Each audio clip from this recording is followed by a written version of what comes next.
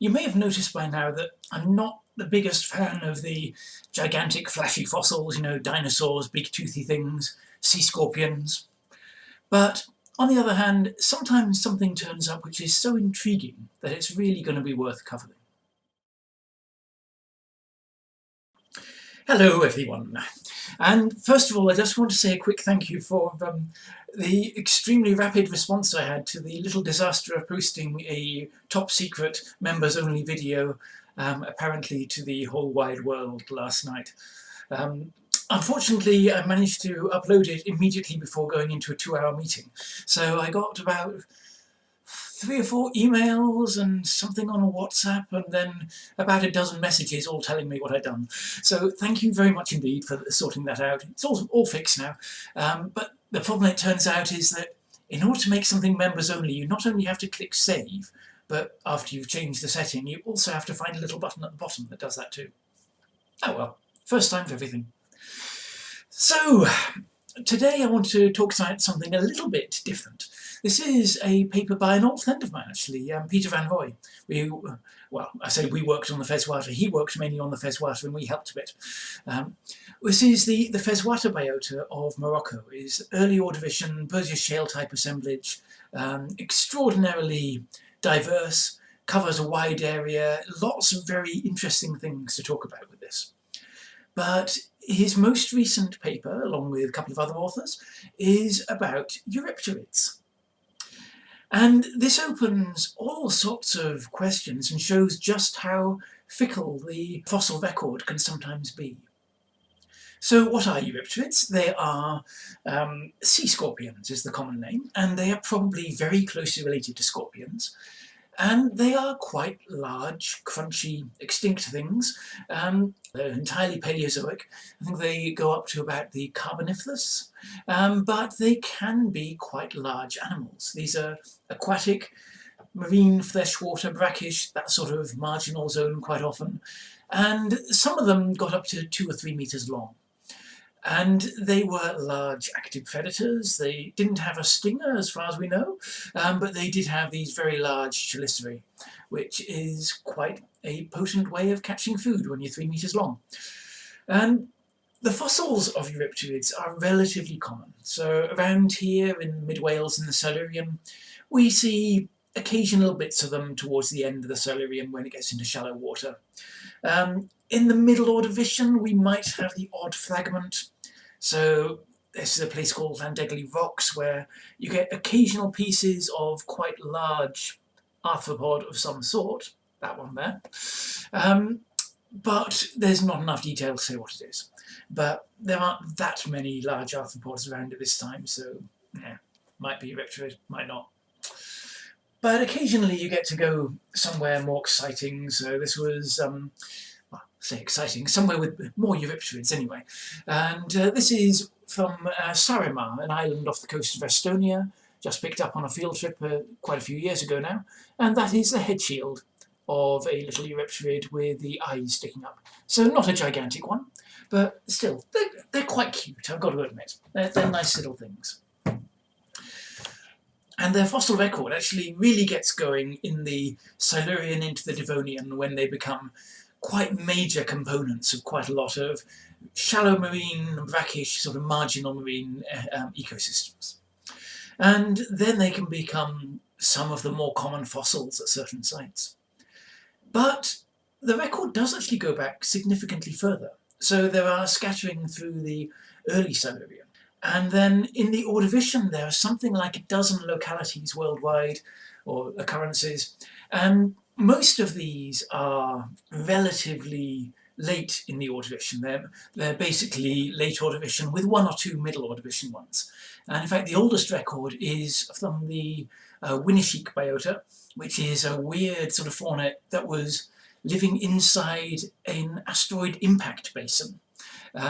An Ordovician asteroid impact basin, a marginal marine environment, and it is stuffed full of Eurypterids, beautifully preserved stuff. And this is believed to represent a sort of molting or spawning ground where they were gathering in one place in large numbers. And there's incredible detail here. You get bits of cuticle you can dissolve out of the rock and see really fine, exquisite levels of detail. Winnesheik's a really interesting place, but it wouldn't have been a very safe environment for anything that was smaller than a Eurypterid at a guess. But that was it. This was 460 million years ago, and there's nothing known from before that date. And that was one isolated deposit in North America. So most of the record that we have, the early record of Eurypterids, is from North America, and indeed from Avalonia, so Great Britain, England and Wales, and also from Baltica, so the area around the Baltic Sea where that is nowadays, bits of Europe. That's where most of our early record of Eurypterids is. And that has led to the idea that they actually diversified in that part of the world, which was more or less equatorial, well, equatorial to southern subtropical, and it's been thought that that is where they originated, and they spread out to the rest of the world afterwards. So that brings us to the freshwater biota. This is in Morocco, and of course in the Ordovician, Morocco wasn't where it is now. In fact, it was very close to the South Pole. This was part of Gondwana, the great southern supercontinent composed of most of the rest of the world that wasn't in this other area of North America and Avalonia. And there are large areas of basically unexplored geology. So large parts of Africa, South America, quite a lot of Asia as well, bits of Australia, Antarctica, and so on. But the freshwater biota was near the South Pole. It was relatively shallow sort of seas, probably around storm wave base, typical of Burgess Shale type biotas, so maybe between 50 and 100 metres, something like that. So it wasn't extremely shallow water. And people have been collecting in the freshwater for a long time, since about 2000 or so. I think 2002-ish, the first really interesting fossils were coming out. But the collections are mostly done not by academics. They're made by commercial collectors who have been selling trilobites for many a year.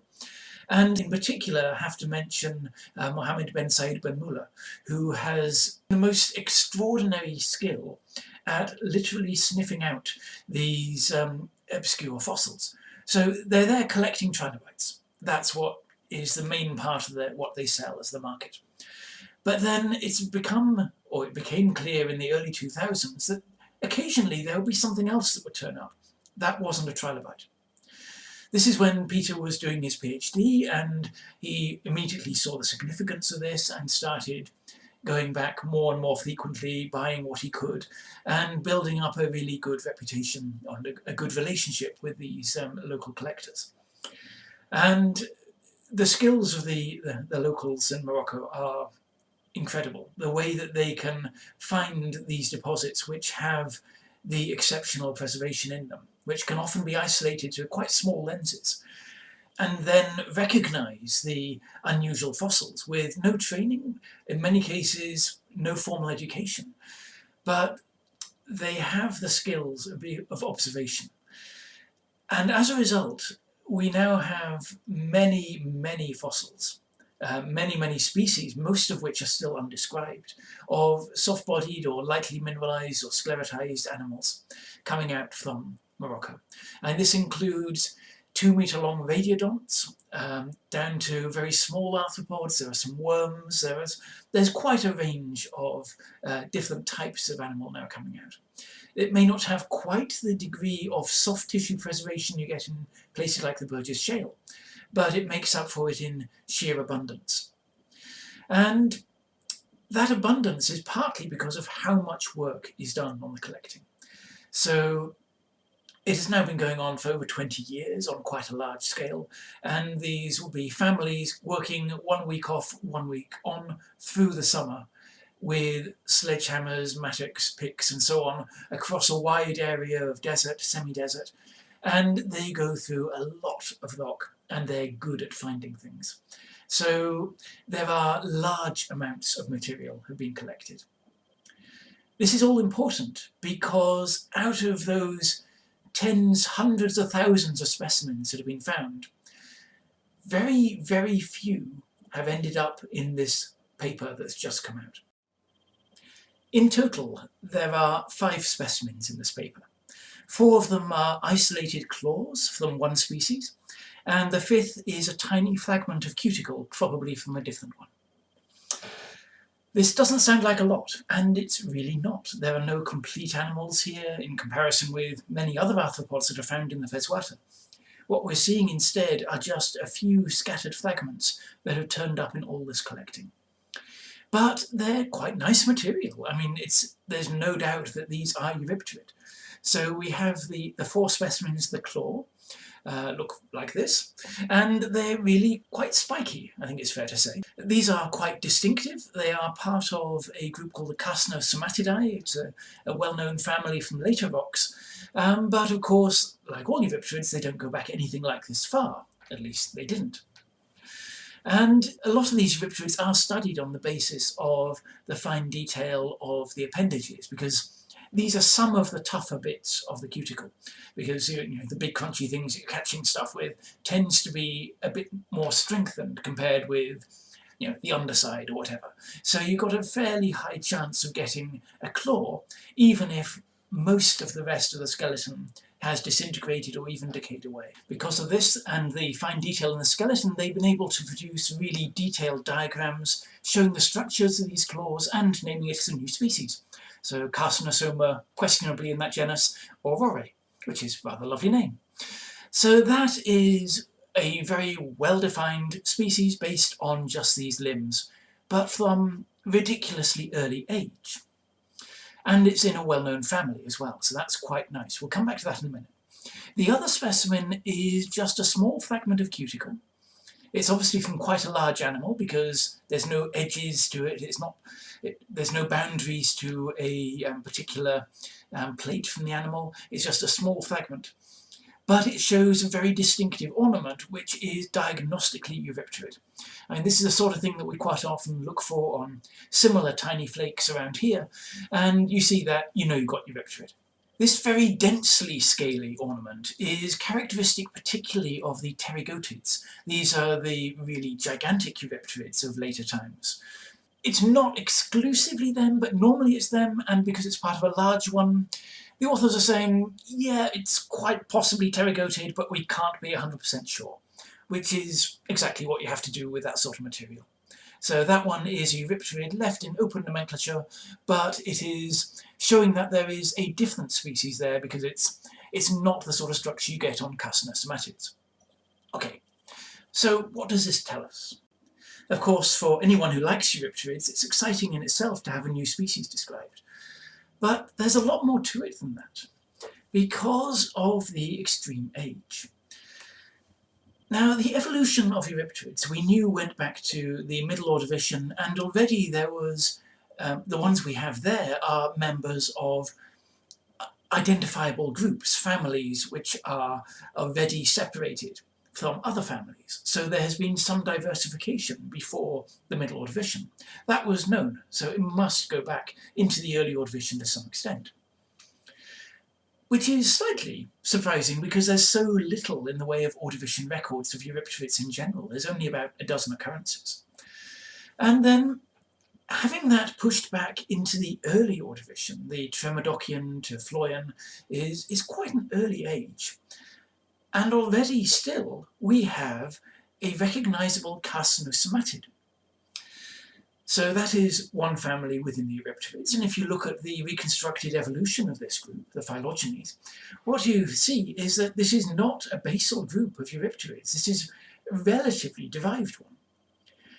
It's even worse than that though, because if that is actually a pterygotid, then hopefully one day we'll actually find a recognisable claw that will tell us it's really a pterygotid. But if it is, then that is one of the most derived of all the families, one of the most advanced in the evolutionary tree.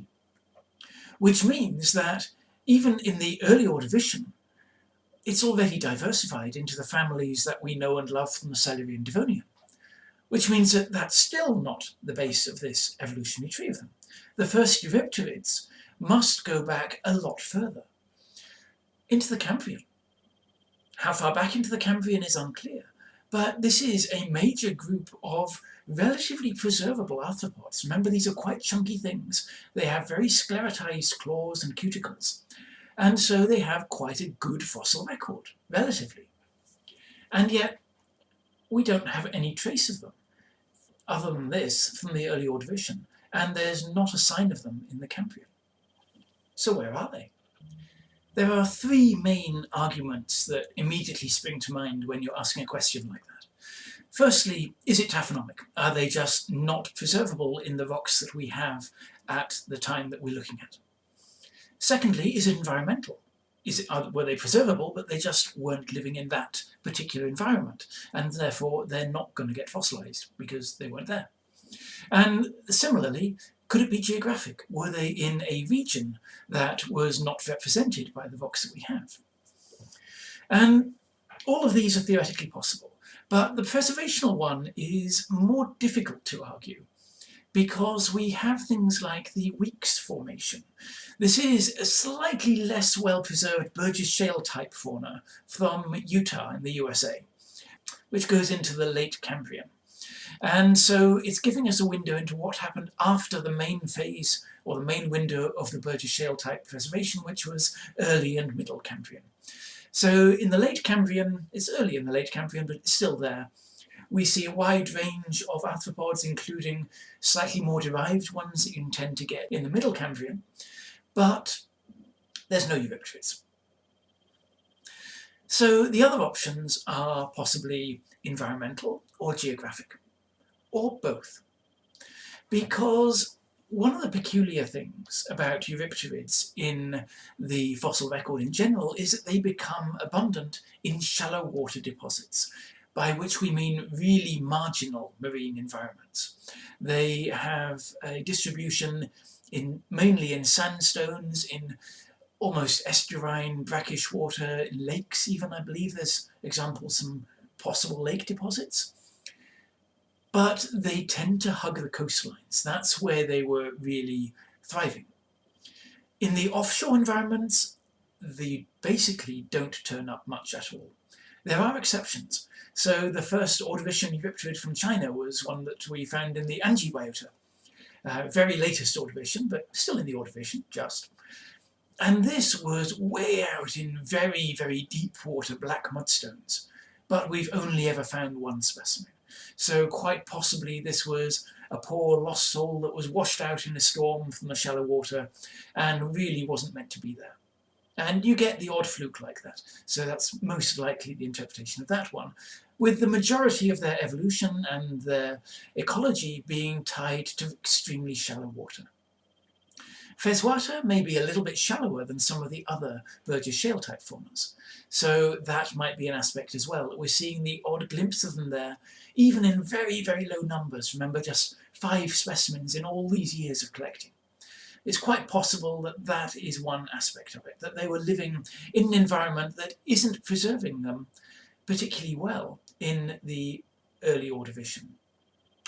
However, there are lots of sandstones and more shallow water, siltstones and so on, from various rocks through the early Ordovician around the rest of the world, including Avalonia and North America.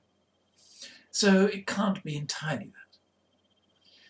Which is why the authors have come down on a hypothesis that has been suggested before, but this really seems to bear it out, that the Eurypterids were diversifying in Gondwana.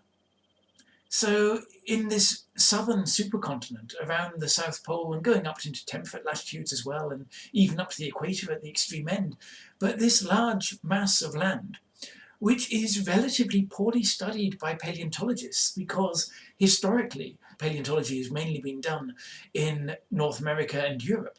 With the development of paleontology in more diverse parts of the world, we're likely to see that changing, which is wonderful news. So there's a lot of work being done in places like Iran, for example, now, which historically there hasn't been much, but now it's starting to really become well studied.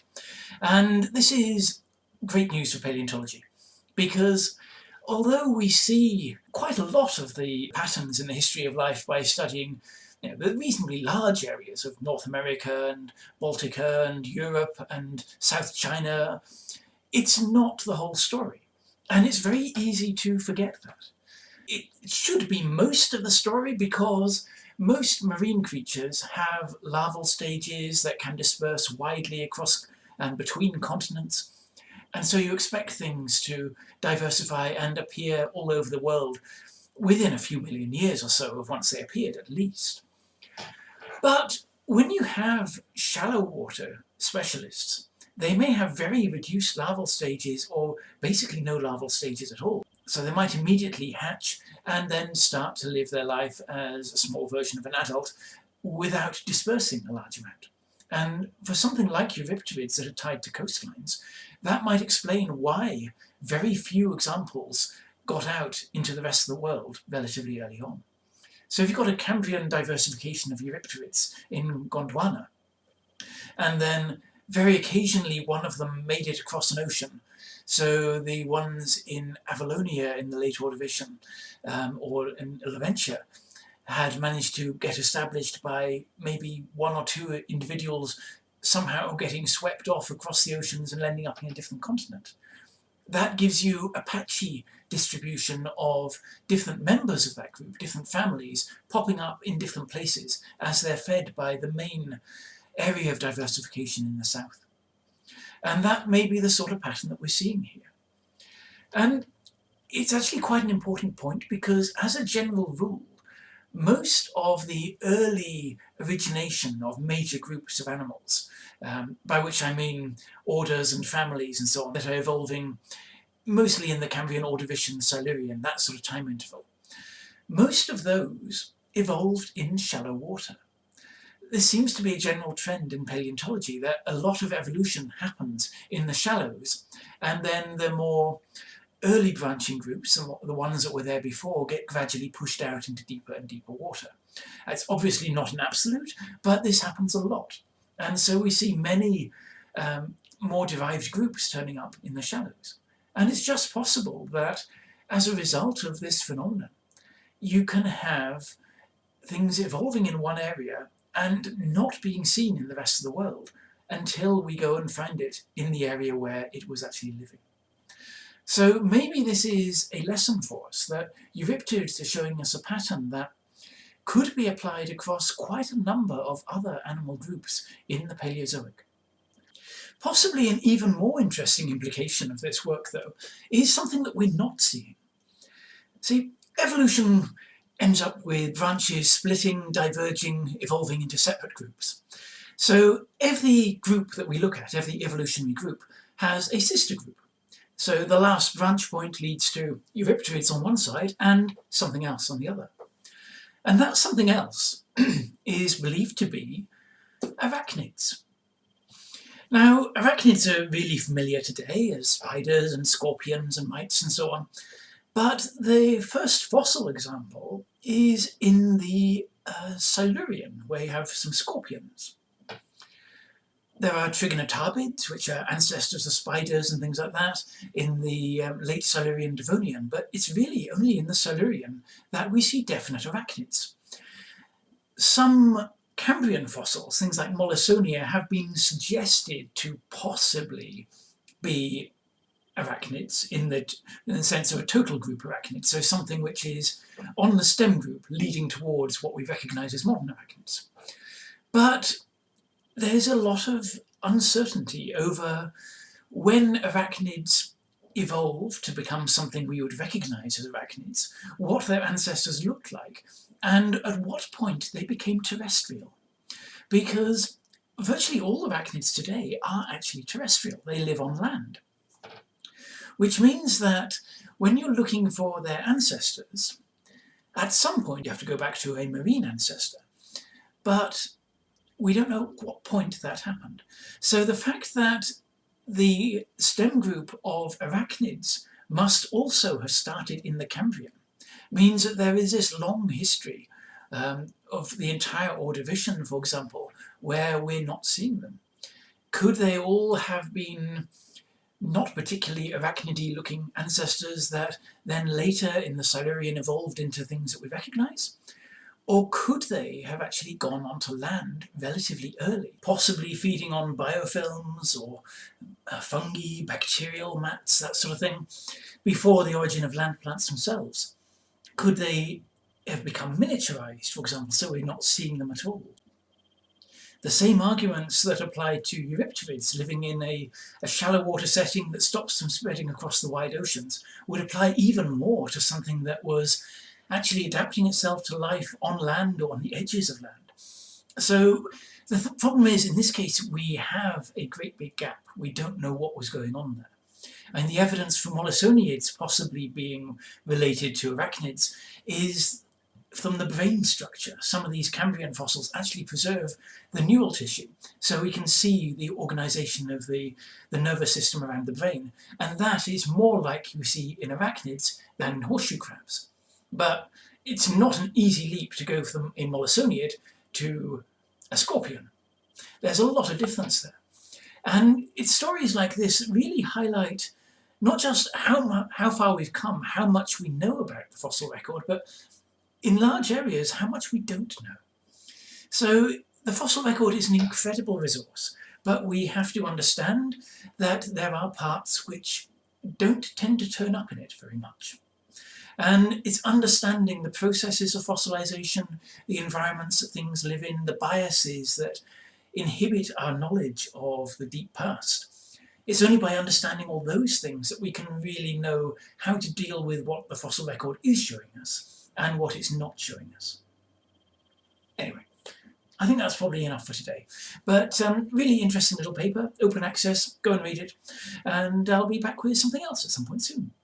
Right, thank you for listening, and we'll look forward to the next one.